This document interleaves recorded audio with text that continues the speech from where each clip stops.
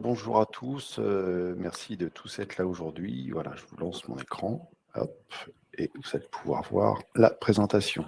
Allez, alors, en premier lieu, et juste pour que vous puissiez avoir un aperçu de qui est Scaleway, sachez que, hop, pardon, voilà.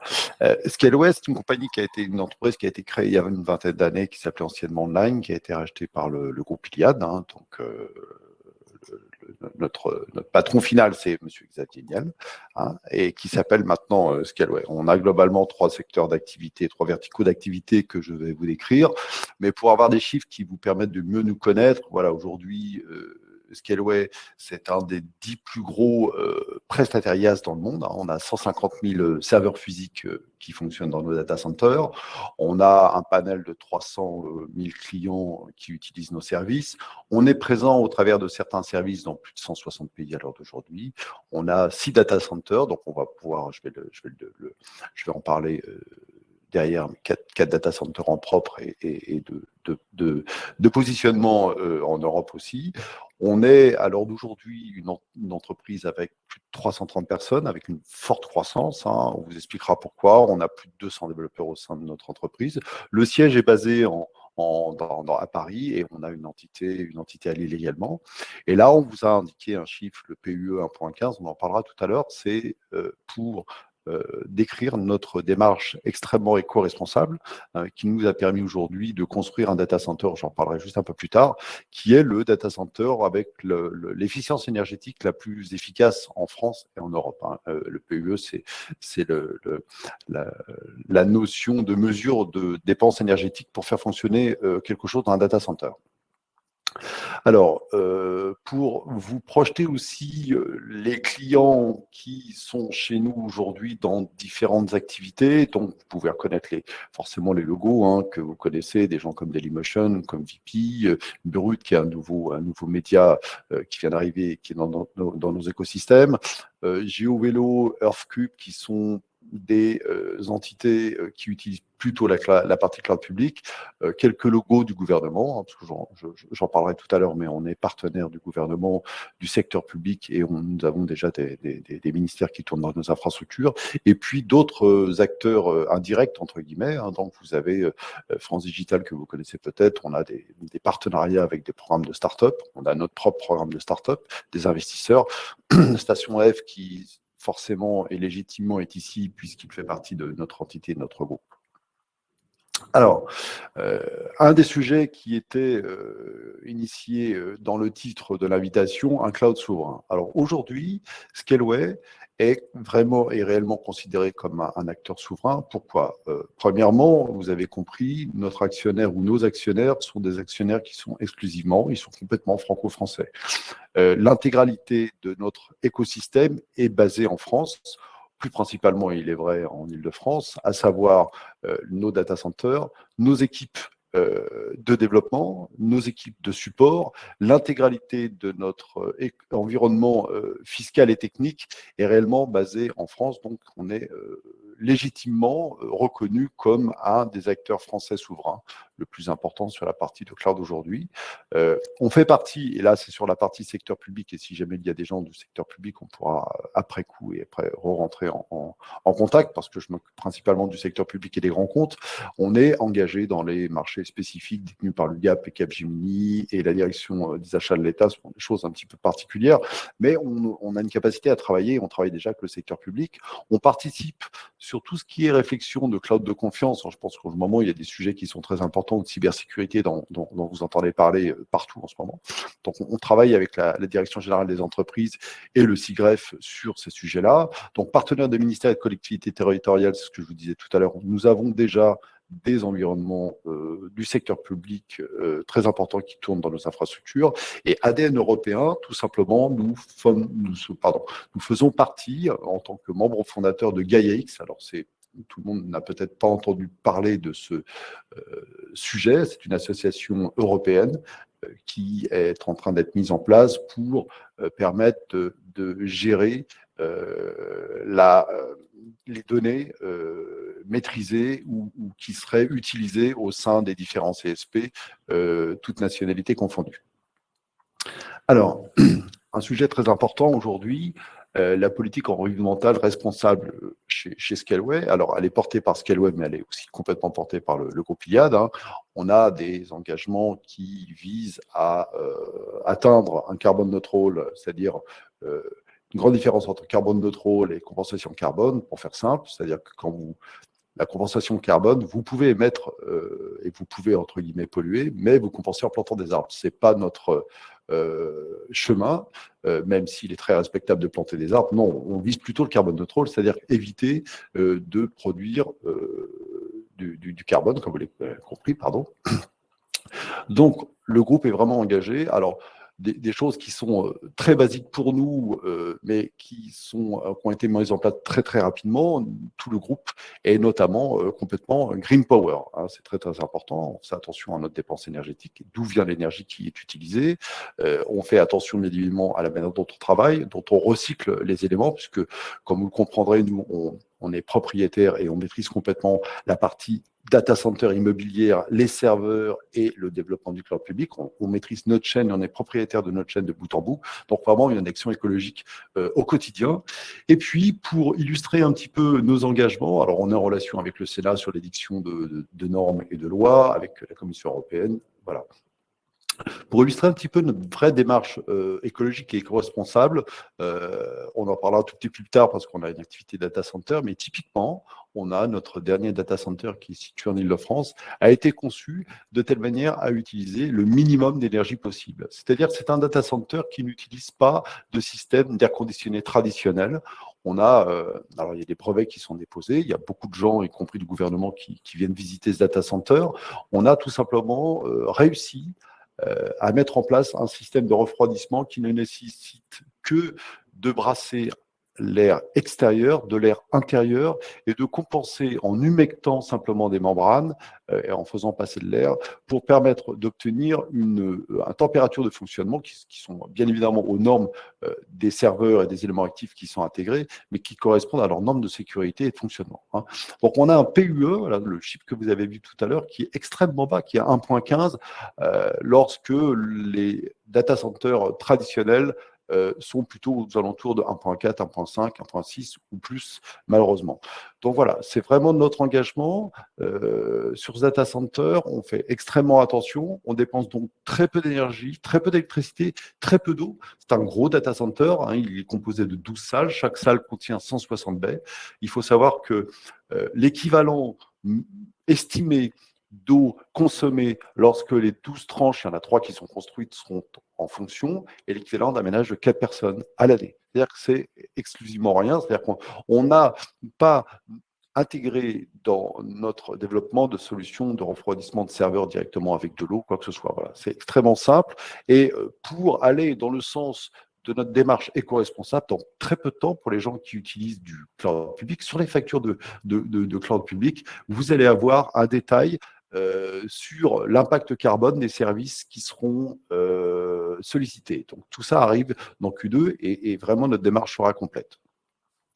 Voilà, pour vous un peu réexpliquer très, très rapidement, nous avons donc trois secteurs d'activité, trois verticaux, pardon, hein. Donc, Scaleway Element est la partie cloud public. Scaleway DDBox, c'est la partie serveur dédié que je vais détailler très rapidement.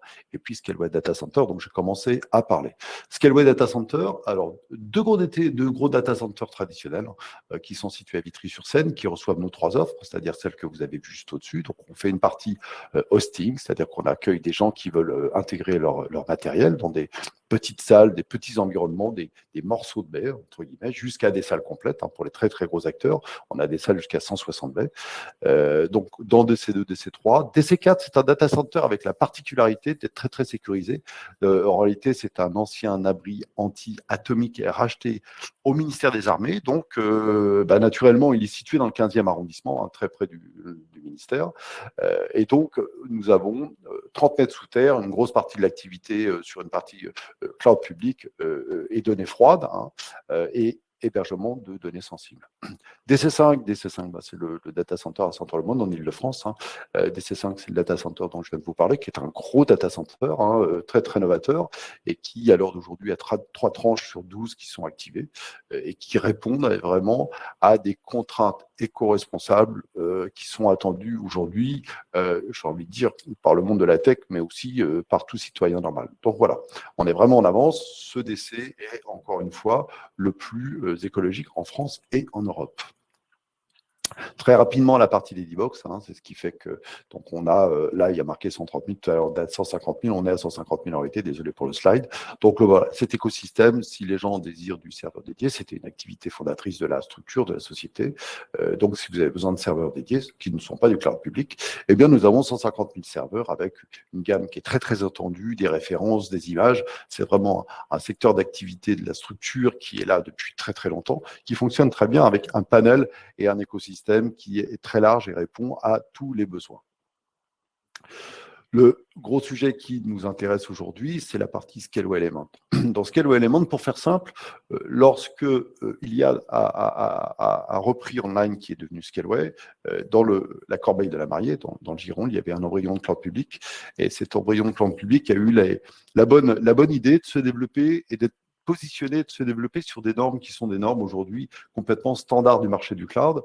Un gros différenciateur de Scaleway versus les gens que vous connaissez peut-être, c'est que Scaleway aujourd'hui développe sa couche de cloud public en interne. Nous ne sommes absolument pas dépendants d'un éditeur, absolument pas dépendants d'un constructeur. Nous maîtrisons l'intégralité de la chaîne, data center server, mais surtout les 200, 250 développeurs, et je pense qu'il y a une centaine de développeurs qui est en train d'arriver au cours de l'année glissante, sont là pour développer tous les services que vous allez découvrir, ou que vous utilisez ou que vous connaissez.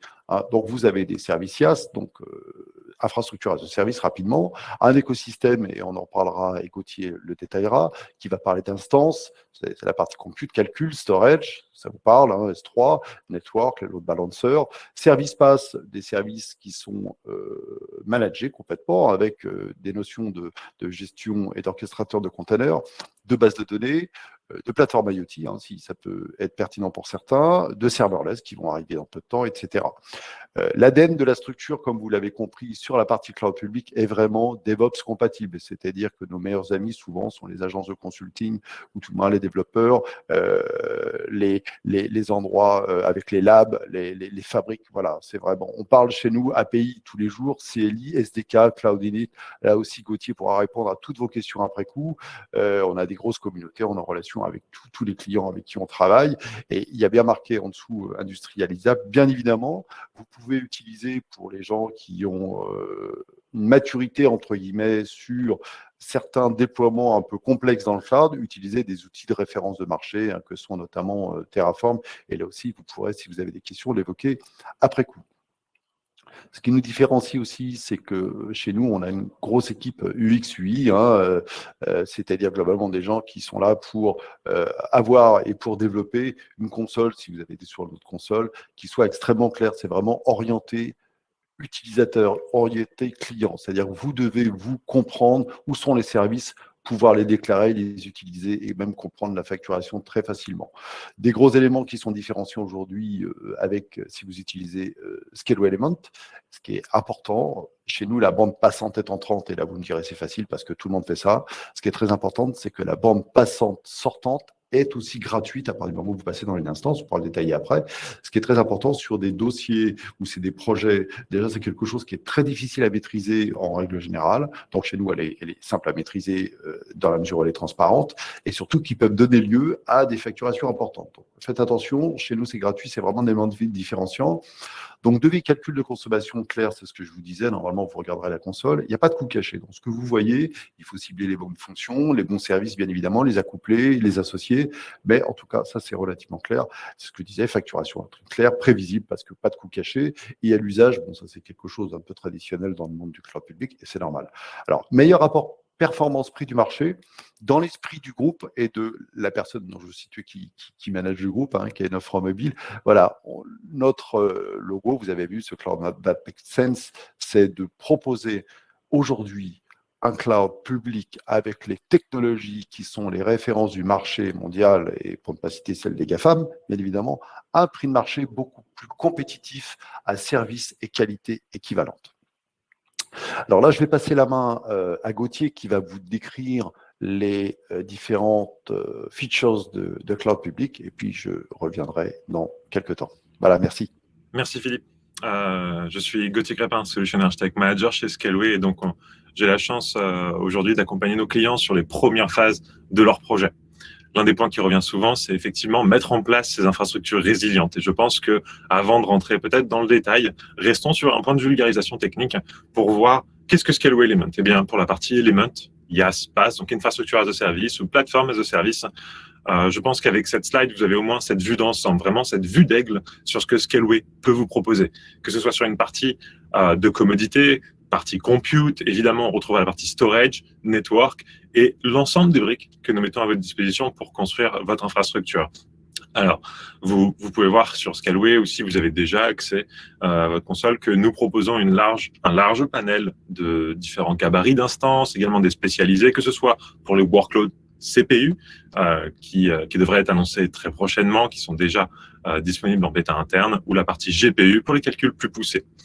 Vous retrouverez également une présence de Scaleway Dedibox à travers Bare Metal au sein d'Element qui vous permet d'avoir ces serveurs dédiés à un usage à l'heure. Ensuite, pour attaquer les 4 briques que vous voyez en haut sur la première ligne, cette partie PaaS Compute avec Kubernetes comme fer de lance sur la plupart des services que Scaleway veut proposer. Je pense que ce positionnement PaaS sera extrêmement bien clarifié dans les prochains mois au sein des différents acteurs cloud européens.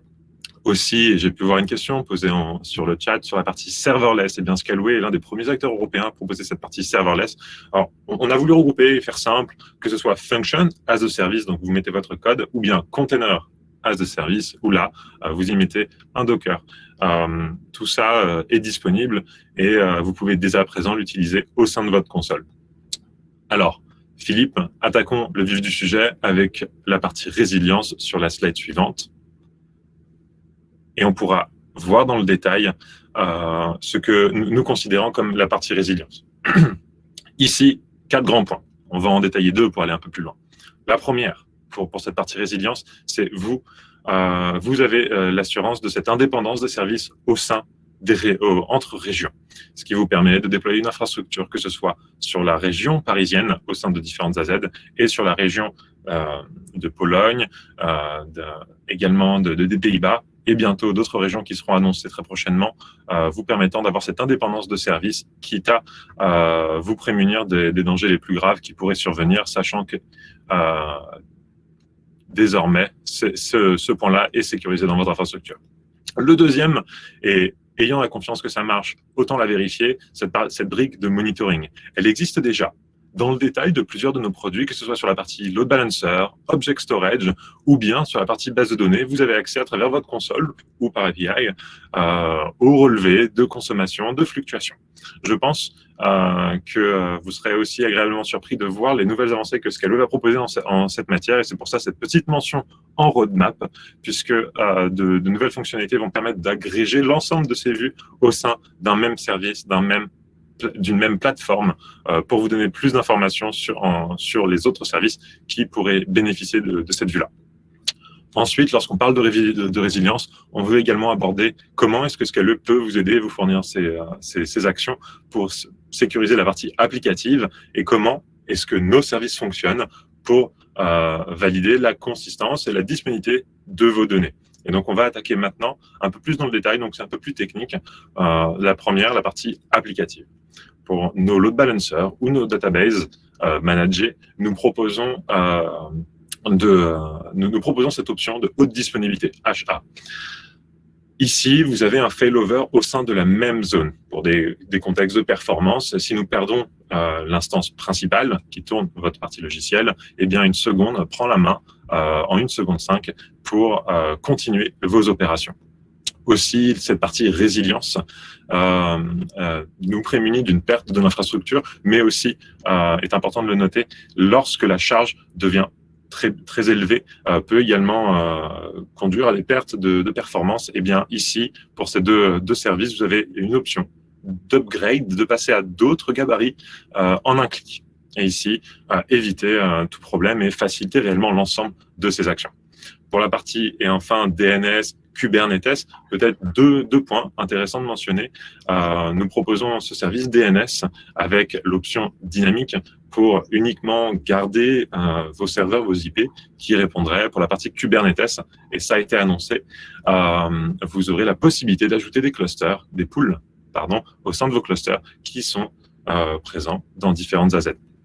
Maintenant, pour détailler la partie des données, sachez que sur la partie des instances, alors que ce soit sur la partie des volumes locales ou des blocs storage qui, eux, sont un service managé où nous répliquons vos données sur des baies différentes, vous avez l'option de faire des backups. Ces backups sont archivés dans la partie Object Storage. Et Object Storage est un produit régional. Et donc, même en cas de perte d'une potentielle zone, vous aurez la possibilité de déclencher un plan de reprise d'activité sur d'autres zones. Et enfin, pour la partie base de données, il est important de mentionner que ces backups sont bien évidemment automatisés, mais que pour faire référence à cet ADN de Scaleway, de cette simplicité du non-vendor locking, vous avez la possibilité en un clic depuis l'interface ou par API de télécharger vos bases de données en entière au sein des backups. Et c'est, je pense, qu'on a pu couvrir, du moins en overview, cette partie de résilience. Et sachez que l'équipe Solution Architect qui accompagne le département commercial et l'ensemble de nos clients qui viennent chez Scaleway sera très heureux de pouvoir discuter avec vous pour appliquer des schémas d'architecture ensemble et voir comment adapter votre infrastructure à ce que Scaleway a de mieux à vous proposer. Nadia, je te repasse la main pour présenter Nicolas, qui nous fait l'honneur d'être présent aujourd'hui pour ce webinaire. Merci beaucoup, Gauthier, pour cette présentation. On passe maintenant effectivement au témoignage de Nicolas. Alors, bonjour Nicolas, comment allez-vous? Ça va très bien, merci. Merci pour votre invitation. Bonjour à tous. Je vous en prie. Alors, on est ravis de vous avoir parmi nous, Nicolas. Je vais vous laisser nous présenter Quality. Parlez-nous un petit peu de vous, de votre histoire en quelques mots. Okay. Donc, Quality, c'est un service qu'on a lancé il y a 2 ans. Nous, notre métier, on est spécialisé dans l'analyse de conversion pour nos clients.